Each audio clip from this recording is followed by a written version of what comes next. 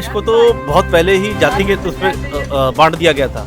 हिंदू मुसलमान का झगड़ा पहले भी होता था। जो हमारे देश के नेता है ना, जातिवादों में लोगों को उलझा रखे कि साले आपस में लड़ते रहे। एसटी और एससी और ओबीसी के चक्कर में पड़ गए हैं, मतलब कि इनको नौकरी ना मिले ना कि जनरल को मिले। आज की तारीख में लोग बच्चा ना 70-80% नॉर्मल लेके आता है। एजुकेशन का लेवल इतना बढ़ गया है। अच्छा। तो 40-50% वाले को क्या खाक नौकरी मिलेगी? दिल्ली यूनिवर्सिटी में आप देख लो 75-80% वाले जितने बच्चे हैं ना, वो यूं छट जाते हैं। जनगणना अगर देखो कर भी लेंगे तो उससे क्या फर्क पड़ता है? तो जाति में लोग लड़ाएंगे। ऐसा तो जो सरकार में आता है ना, वो अपनी जाति को बढ़ाने में लगा हुआ है। आरक्षण होना नहीं चाहिए, चाहे कोई भी सरकार है। आज जो ये कह रहे हैं कि भाई आज पहले धर्म के नाम पर बांटा गया देश को, अब जाति के नाम पर बांटा जा रहा है। जाति जनगणना की मांग करता हूं। देखो, सबसे पहली बात ये है कि देश को तो बहुत पहले ही जाति के उसमें बांट दिया गया था। हिंदू मुसलमान पहले नहीं होते थे। हम लोग तो कितनी एज हो गई हमारी। उस जमाने से हम तो देखते आ रहे हैं कि जाके तो कभी मेरठ में लोग कट गए, कभी गुजरात में लोग कट गए, ऐसा राजस्थान में लोग कट गए। हिंदू मुसलमान का झगड़ा पहले भी होता था। और सबसे बड़ी बात है ना, जो इन्होंने जो वो कर दिया है, एक क्या बोलते हैं, जातिवाद में लोगों को उलझा रखते, मतलब नौकरी लोगों को ना मिले। ये जो हमारे देश के नेता है ना, जातिवादों में लोगों को उलझा रखे कि साले आपस में लड़ते रहे। ये जो है एसटी और एससी और ओबीसी के चक्कर में पड़ गए हैं, मतलब कि इनको नौकरी ना मिले ना कि जनरल को मिले। इस चक्कर में जो एससी और ओबीसी को नौकरी मिलती थी वो खत्म हो गई है।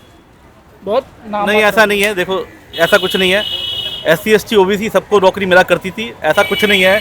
हमने भी देखा हुआ है, हमें भी इतने साल हो गए। एक चीज और बताऊं, दूसरा जो नौकरी की बात करते ना, आज की तारीख में लोग बच्चा ना 70-80% नॉर्मल लेके आता है। एजुकेशन का लेवल इतना बढ़ गया है। अच्छा। तो 40-50% वाले को क्या खाक नौकरी मिलेगी? सबसे पहली बात।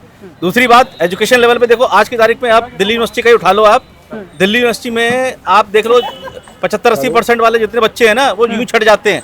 अच्छा। 80-85% वाले छट जाते हैं। और आप ये मान के चलो 85 से 100% वाले बच्चे, उन्हीं लोगों को एडमिशन भी मिलता है। जब एजुकेशन का लेवल इतना हाई हो गया है, अभी आपने देखा होगा कि चलिए वो तो ठीक है, लेकिन आप ये बताइए जाति जनगणना होनी चाहिए कि नहीं होनी चाहिए? जनगणना अगर देखो कर भी लेंगे तो उससे क्या फर्क पड़ता है? तो जाति में लोग लड़ाएंगे और क्या करेंगे? जिसको नहीं मिला है आरक्षण उसको तो मिलेगा ना। आरक्षण सबको मिला है। अब बोला जाता है कि ओबीसी में यादव खा जाते हैं, ऐसा कुछ नहीं है। अरे वो तो देखो, अखिलेश और यादव नहीं करता है। एससी में वो खा जाते हैं। तो सारे यादव को यूपी में भर्ती कराया था। तो वही तो बात कह रहे हैं कि यादव खा जाते, तो ओबीसी की और भी जातियां हैं। नहीं, ऐसा है कि देखो, ऐसा होता है, ऐसा होता है, जो सरकार में आता है ना, वो अपनी जाति को बढ़ाने में लगा हुआ है। अच्छा, सीधी बात है और सच्चाई है।